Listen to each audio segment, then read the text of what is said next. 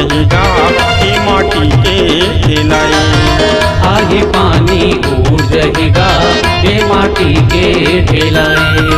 आही पानी उड़ जहिगा ये माटी के ढेलाई। धन कर ज्यादा माया रे संगी, धन कर ज्यादा माया रे संगी ये चर दुनिया मिलाई। आही पानी दूर जहिगा ये माटी के ढेलाई। आही पानी उड़ जहिगा ये माटी के ढेलाई। आही पानी उड़ जहिगा ये माटी के ढेलाई।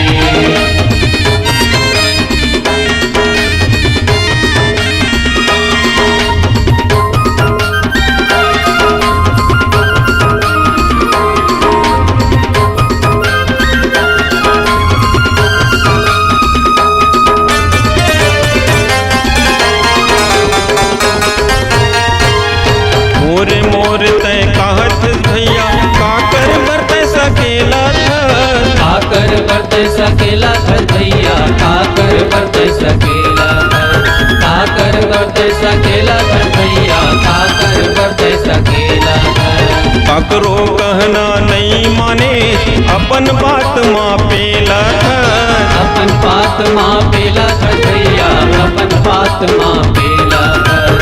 अपन बात मापेला धन भैया, अपन बात मापेला धन। राम भजन लगा ले ग भैया, राम भजन लगा ले ग भैया नहीं तो खाबे लाई। आही पानी उड़ जहिगा ये माटी के ढेलाई। आही पानी उड़ जहिगा ये माटी के ढेलाई।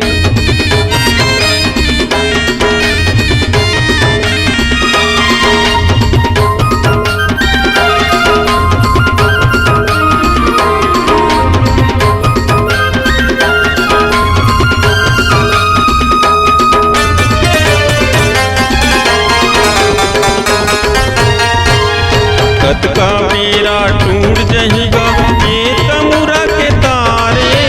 ये तमुरा के तारे भैया, ये तमुरा के तारे। ये तमुरा के तारे भैया, ये तमुरा के तारे। माया के गठरी छोड़ दे भैया राम नाम सारे। राम नाम सारे भैया, राम नाम सारे। राम नाम सारे भैया, राम नाम सारे। काम नहीं आवे संगी जहुरिया,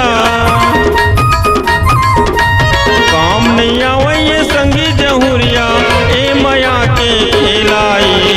आही पानी उड़ जहिगा ये माटी के ढेलाई। आही पानी उड़ जहिगा ये माटी के ढेलाई। धन कर ज्यादा माया रे संगी,